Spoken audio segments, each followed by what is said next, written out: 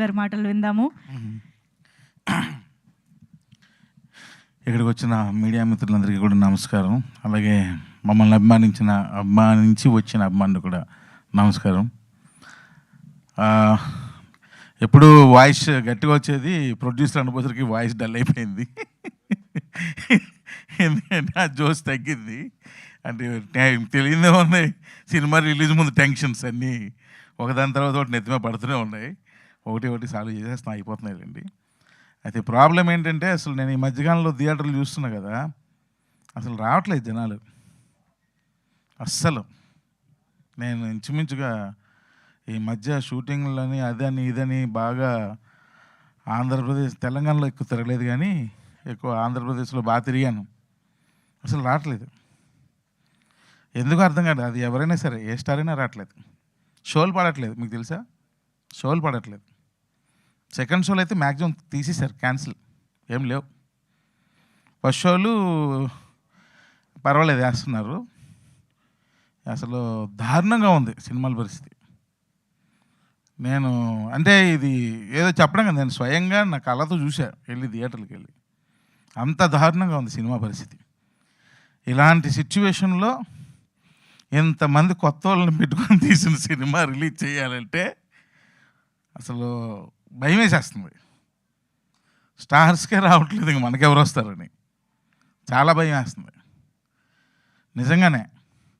18th cinema date announce చేసిన మాట వాస్తవం. ఆ రోజు ఫస్ట్ మేమే అనౌన్స్ చేసాం, కానీ దాన్ని మళ్ళీ 25th మార్చామంటే భయం, ఇదే భయం. క్రికెట్ మ్యాచ్లు బాగా చూస్తున్నారు, సాయంత్రం అయితే ఎక్కువ క్రికెట్ మ్యాచ్లు చూస్తున్నారు బాగా. అంటే ఇది నిజాలండి, అబద్ధాలు కాదు. సో అందువల్ల థియేటర్కి, అంటే ఒక్క క్రికెట్ మ్యాచ్ అని చెప్పను, కానీ మరి ఎందుకో థియేటర్స్కి రావట్లేదు జనాలు. మరి మనం వాళ్ళని అట్రాక్ట్ చేయలేకపోతున్నామా ఆడియన్స్ని? ఏంటో అర్థం కావట్లేదు. ఈ లాజిక్ ఏంటో అర్థం కావట్లేదు, ఈ రీజన్ ఏంటో అర్థం కావట్లేదు. సో 18th అని 25th మార్చమంటే ఇది భయం ఒకటి. రెండోది, ఆ రోజు ఇంచుమించుగా 4-5 సినిమాలు అనౌన్స్ చేశారు వెంటనే, 6 మూవీస్. పైగా వాళ్ళు పబ్లిసిటీ అది చాలా ఎక్కువ ఖర్చు పెడుతున్నారు. నా దగ్గర అంత డబ్బు లేదు, అయిపోయింది మొత్తం. అంత డబ్బు ఖర్చు పెట్టలేను.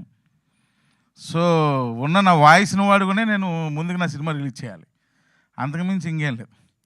సో మరి ఇప్పుడు ఎందుకంటే, ఇంకా ఎప్పుడో సీజన్ వచ్చినప్పుడు రిలీజ్ చేయొచ్చు కదా అని మీరు అనుకోవచ్చు. ఇప్పటికే 2 years అయిపోయింది స్టార్ట్ చేసి. వీళ్ళందరూ అప్పుడు పెళ్ళి కాని పిల్లలు, ఇప్పుడు ఇందులో చాలామంది పెళ్ళిళ్ళు కూడా అయిపోయాయి. సో ఇంకా లేట్ అయితే పిల్లలు కూడా పుట్టేస్తారు. సో కాబట్టి ఇక నేను వాళ్ళ మొహాలు చూడలేకపోతున్నాను. ఎప్పుడన్నా రిలీజ్ ఎప్పుడు చేస్తావన్నా, ఎప్పుడు ఫినిష్ చేస్తావన్నా అంటే ఏం సమాధానం చెప్పాలో అర్థం కావట్లా.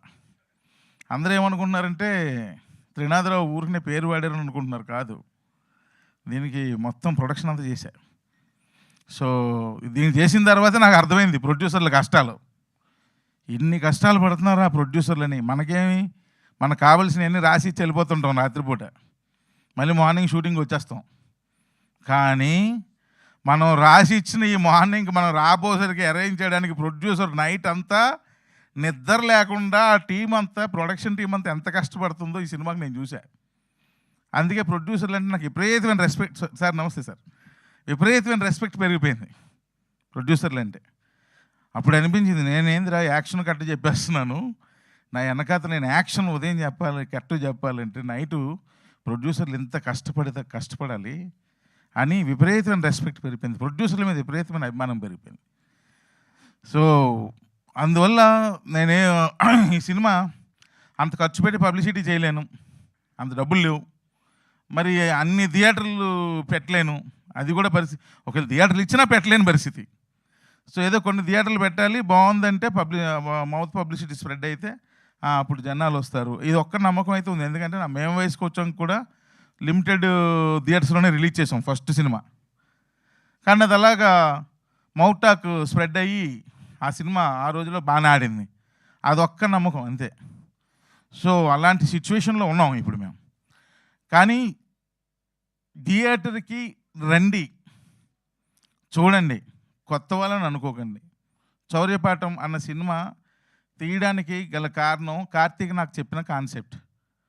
అన్న, నువ్వు ఎప్పుడైనా క్రైమ్ లేని ఊరిని చూసావా అన్నాడు. క్రైమ్ లేని ఊరేంటి, ఏదో చిన్న క్రైమ్ అని ఉంటుందిలే అబ్బా అన్న.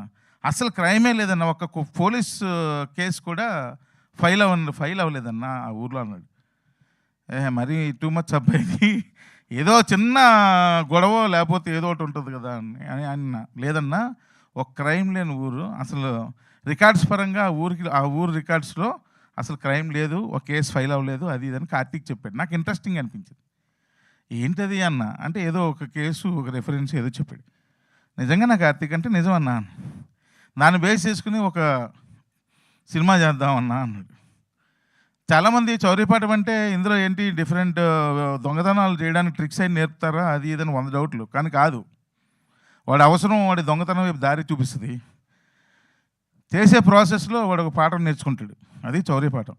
అంతేగాని దొంగతనాలు చేయడం ట్రిక్లు ఏవో రకరకాలు రాస్తున్నారు, అవి కాదు. సో అలా కార్తీక్ నన్ను మోటివేట్ చేశాడు. నాకు ఎందుకు అనిపించిందంటే, ఇందులో ఒక టర్నల్ తవ్వి ఆ టర్నల్ ద్వారా ఇంకో దగ్గరికి వెళ్తే వాళ్ళు వెళ్ళే ప్రాసెస్లో అడ్డంకులు ఇవన్నీ సినిమా కదా. ఇది కొంచెం టెక్నికల్గా నన్ను కొంచెం ఇంప్రెస్ చేసింది. అదే ఎలా చేస్తారు ఈ టర్నల్స్ తవ్వి, మనుషులు అందులోకి వెళ్ళి, కెమెరాలు అందులోకి వెళ్ళి, ఇది ఎలా అని చెప్పి. అంటే మా నాగేంద్ర ఆర్ట్ డైరెక్టర్, కార్తీక్, నేను, నిఖిల్ కూర్చొని అవన్నీ డిజైన్స్ అన్నీ ప్లాన్ చేస్తుంటే, అంటే నేను జనరల్గా ఎంటర్టైన్మెంట్ సినిమాలు చేస్తుంటాను, బట్ ఈ కైండ్ ఆఫ్ మూవీ నన్ను కొంచెం అట్రాక్ట్ చేసింది. అరే భలే ఉంది, ఇంట్రెస్టింగ్గా ఉంది, కానీ ఇవన్నీ మనం అనుకున్న బడ్జెట్లో అవుద్దా కార్తీక్ అంటే, లేదన్నా నేను చేస్తాను, నీకు ఎందుకు, నన్ను నమ్మన్నాడు. సరే అని చెప్పి నమ్మి, నాకు ప్రొడక్షన్లో ఫస్ట్ ప్రోడక్ట్ ఇలాంటిది ఇంట్రెస్టింగ్ దానిలో చేద్దాం అన్నది నాకు అనిపించింది. అట్ ద సేమ్ టైం దాని తర్వాత దానికి అద్భుతమైన లవ్ స్టోరీని రాశాడు నిఖిల్. చాలా బాగా రాశాడు లవ్ స్టోరీని. అంటే మరీ టర్నల్ మీద వెళ్ళకుండా కొంచెం ఒక లవ్ స్టోరీ కూడా యాడ్ అయితే బాగుంటుందంటే అద్భుతంగా రాశాడు. సో సాంగ్స్ ఎక్సలెంట్గా ఇచ్చాడు డేవ్ జాండ్, బ్రహ్మాండంగా ఎక్సలెంట్. మీరు సాంగ్స్ చూస్తే ఎక్కడ విజువల్స్ చిన్న సినిమా విజువల్స్ లాగా ఉండవు, చాలా కష్టపడ్డారు వీళ్ళు. హీరో, హీరోయిన్, కెమెరామ్యాన్, కొరియోగ్రాఫర్, వీళ్ళందరూ అక్కడ అసలు 0 లెవెల్ ఆక్సిజన్ ఆ షూట్ చేసిన దగ్గర. అసలు నేనైతే వచ్చేమన్నా, వద్దులే అంత కష్టం వచ్చాయన్న. అప్పటికే పడిపోయారు, ఇద్దరు డాన్సర్లు పడిపోయారు నాకు ఫోన్లు. అయినా సరే కష్టపడి చేశారు, ఎందుకంటే ది బెస్ట్ విజువల్స్ ఇవ్వాలి అన్న ఉద్దేశంతో. అయితే ఈ సినిమా ఎందుకు చూడాలి అంటే, ఇది ఒక డార్క్ కామెడీ ఫిల్మ్. ఈ dark comedy film and at the same time చూడగానే చిన్న టెక్నికల్గా చిన్న ఇంట్రెస్టింగ్ ఉంటుంది. ఇందులో ఇంచుమించు 14 సెట్లు వేసాం. ఆ బెల్ కూడా సెట్టే, ప్రతిదీ సెట్టే. 14 సెట్లు వేసాం ఇంత చిన్న సినిమాకి. అంటే కొంచెం బడ్జెట్ క్రాస్ అయింది, అయినా సరే 14 సెట్లు వేసాం. చాలా కష్టపడి సినిమా తీసాం, ఏదో సినిమా తీసేయాలని తీయలేదు, చాలా కష్టపడి సినిమా తీసాం. దానికి అందరూ బాగా కోఆపరేట్ చేశారు. అలాగే ఇలాంటి సినిమాకి ఏదైనా ఒక ప్రమోషనల్ సాంగ్ ఉండాలి, దానిలో కథ ముందుకు జరగాలి అని నేను అడిగాను ఫోన్ చేసి మా రోల్ రైడ్ అని. ఒక్క సాంగ్ కావాలి అంటే అప్పుడు వెంటనే ఇమ్మీడియట్గా స్పందించి సాంగ్ ఇచ్చాడు. ఆ సాంగ్ ట్యూన్ వాళ్ళు చేసుకున్నారు, నిఖిల్ ఇద్దరే చేసుకున్నారు. ఒకరోజు ఫైన్ డే నన్ను పిలిచారు స్టూడియోకి, నాకు వినిపించారు, బాగుందన్నాను. అంతే, నేను చేసింది ఏం లేదు, అంతా వాళ్ళే. ఇందులో పని చేసింది అంతా వాళ్ళే చేసుకున్నారు. ఊరికి నేను నా మీద భయంతో, రెస్పెక్ట్తో చెప్తున్నారు, వెనకతలు నేను అన్నీ ఉండి పెద్ద చేసానండి, నేనేం చేయలేదు, అన్నీ వాళ్ళే చేశారు. లాస్ట్లో ఈ క్లైమాక్స్ ఒక్కటి నాకు నచ్చక రీషూట్లో 3 సార్లు చేశాను, నిజాలు చెప్పేస్తున్నా. ఎడిటింగ్లో కూర్చున్నాను, and at the same time రికార్డింగ్లో లాస్ట్లో ఒక 5 days కూర్చున్నాను. రికార్డింగ్లో కూర్చొని కొంచెం హై చేద్దామన్న ఉద్దేశంతో నేను కూడా కోరస్లో పాడాను అనుకోండి. దాని తర్వాత మెయిన్ ఏంటంటే సార్, ఈ సినిమా చాలామంది మెయిన్ డిస్ట్రిబ్యూటర్లకు అందరికీ చూపించాం. అందరూ పొగిడిన ఏకైక వ్యక్తి ఎవరు ఉన్నారంటే డేవ్ జాండ్నే పొగిడారు. ఎందుకంటే రికార్డింగ్ చాలా బాగా చేశాడు అండి మ్యూజిక్ డైరెక్టర్, ఎవరండి అయినా అని నన్ను అందరూ అడిగారు. So Dave Zand, thank you very much, super background score ఇచ్చావు, అండ్ మంచి మెలోడీస్ కూడా ఇచ్చాడు, సూపర్ మెలోడీస్. సో అందుకే వన్స్ అగైన్ త్రూ మీడియా ద్వారా నేను అందరినీ రిక్వెస్ట్ చేస్తున్నాను. సో నేనైతే వైరల్ కంటెంట్ ఇచ్చి డిపెండ్ అవుదాం అనుకోవట్లేదు ఈ సినిమా ఓపెనింగ్స్ కోసం.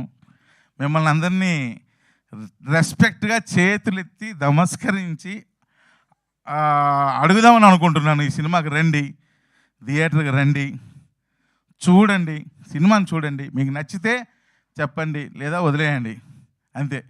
కానీ థియేటర్స్కి నా సినిమానే కాదు ఏ సినిమాకి థియేటర్కి రావట్లేదు. సో దయచేసి అలా అయితే మేము ఎలా బతకాలబ్బా? మీరు సినిమా చూస్తేనే కదా మేము సినిమాలు తీయగలం.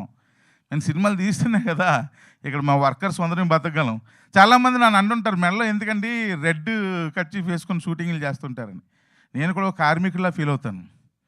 నాకు అన్నం ఇక్కడే దొరుకుతుంది, ఇక్కడే అన్నం పెడుతున్నారు అని ఫీల్ అవుతాను.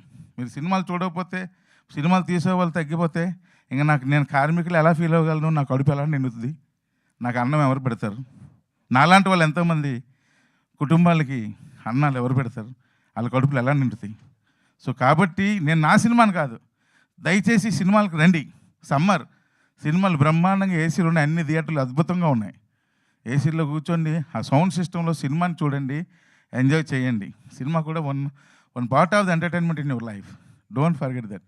సో 25th ఆల్ థియేటర్స్, అంటే మాకు శక్తి ఉన్నంత వరకు ఉన్న థియేటర్స్లో 25th గ్రాండ్గా రిలీజ్ అవుతుంది. సినిమా పేరు శౌర్యపాఠం. మీరు అందరూ ఫ్యామిలీస్తో రండి, హ్యాపీగా చూడండి. సెన్సార్ కూడా అయిపోయింది, యూబీఐ సర్టిఫికేట్ వచ్చింది. సో మీరందరూ వచ్చి చూసి వీళ్ళందరినీ ఎంకరేజ్ చేస్తారని, వీళ్ళందరికీ ఒక మంచి ఫ్యూచర్. ఒక విధంగా చెప్పాలంటే ఈజ్ ఆల్సో ప్రొడ్యూసర్. ఈ సినిమాకి డే అండ్ నైట్ కష్టపడ్డాడు చాలా.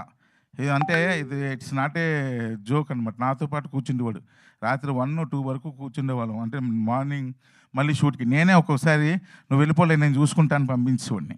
అంటే తన స్క్రీన్ మీద కనిపించాలి కదా, ఫేస్ డల్ అయిపోద్దేమో అని భయంతో వద్దు నువ్వు వెళ్ళి నేను చూసుకుంటా అని చెప్పి చూసుకున్నాను. అలాగే నా ప్రొడక్షన్ టీం, మా తమ్ముడు సురేష్, అలాగే చందు, వీళ్ళందరూ డే అండ్ నైట్ వర్క్ చేశారు. వాళ్ళే చూసుకున్నారు మ్యాక్సిమం ప్రొడక్షన్ అంతా. అండ్ హీరోయిన్ ఈ అమ్మాయి కూడా చాలా బాగా చేసింది, ఎక్సలెంట్గా ఉంది సినిమాలో. అండ్ వాళ్ళు నాకేంటంటే ఈ సినిమాలో మనోడిది ఒక కైండ్ ఆఫ్ రైటింగ్, ఒక డిఫరెంట్ రైటింగ్ స్టైల్ అయింది. అది బాగుంటుంది. ఒక అంటే రెగ్యులర్ రైటింగ్ స్టైల్ ఉండదు అయింది. సో చాలా బాగా రాశాడు నిఖిల్. సో ఆయనకు రాసినట్టుగానే వీళ్ళిద్దరూ ఎక్సలెంట్గా, వాళ్ళిద్దరి మధ్య కెమిస్ట్రీ బాగా వర్కౌట్ అయింది, బాగా చేశారు. అలాగే యాక్ట్ చేసిన ఆర్టిస్టులు కూడా, మ్యాడీ ఎరక్కొట్టాడు, తను ఇంకా ఉన్నారు, ఈరోజు ఇక్కడికి రాలేదు కానీ ఇంకా ఆర్టిస్టులు ఉన్నారు. సో వాళ్ళందరికీ బ్లెస్సింగ్స్ ఇవ్వండి. సినిమాని చూడండి. మా సినిమానే కాదు, సినిమాలు చూడండి థియేటర్కి వెళ్ళి. ఎస్పెషల్లీ 25th శౌర్యపాఠం చూడండి. సో చూస్తారని మనస్ఫూర్తిగా కోరుకుంటూ సెలవు తీసుకుంటున్నాను. Thank you very much. Thank you sir, thank you so much. ఎప్పుడు తమ్ముళ్ళు అంటూ ఫుల్ పంచులతో వచ్చే త్రినాథరావు గారిని ఇంత ఎమోషనల్గా చూడడం ఇదే first time. But of course audience are always ready with open arms ఒక మంచి కంటెంట్ని రిసీవ్ చేసుకోవడానికి. And I'm sure 25th April cinema